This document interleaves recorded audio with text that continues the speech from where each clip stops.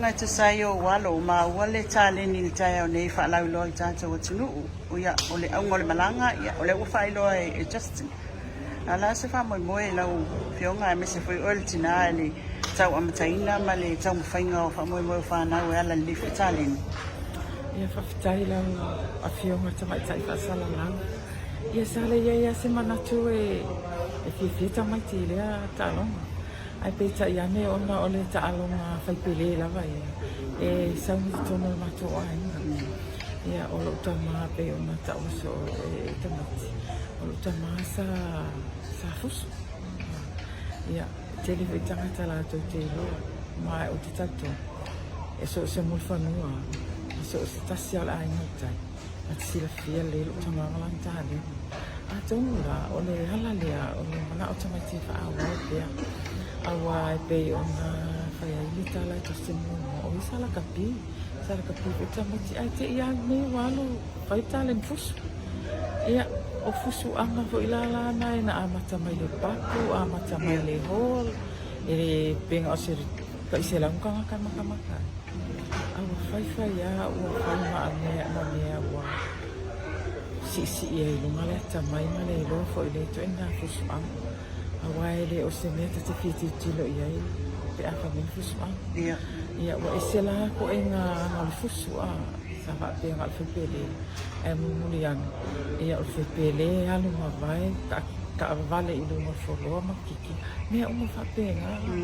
Ia o te kupole a ia ai peitai anga. I le taimi e o te whai tamati. Nei pe e wahi anga o ki pe a e mi penko fusu faapea.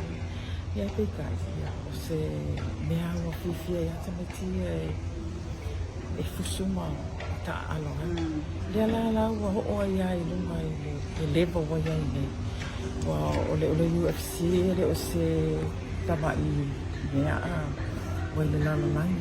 Ia o te whaktai e fo fanau le whilunga ma le sonfonga ma le lato mana ai fatonu le taaloga. Ia o lo i se whamau mai faapea e fia talanoa ia onga ma pefe o le lato whamau mai ngā ma le tourism. Ia ai mai se alo ma whanau o te tautonu. A tono iei nisi e fifi ka aloa. E kele mahalo losi le. Ia ma o ke losi le ako ngai le nere whai le kamaki le fusu la ke ki ma fusu le kaulaga. E anga o e fusu faapea. O ke whea kou lawa fionga e kele ko pe mawai. Mamuia na ko ai. La ua nei o lona fia leo o walo. I fanau. O le lona lua. Pe an whai mai e le matua o giraffe. Ia o giraffe is fusu. Ia is now a trainer, is now a coach. He's everything. Ia e mo e unga tō giraffe po Justin so Junior. E langa li la i kiki fo i fusu fo. Ia hele i o la le level nele ho o ye ko olua le.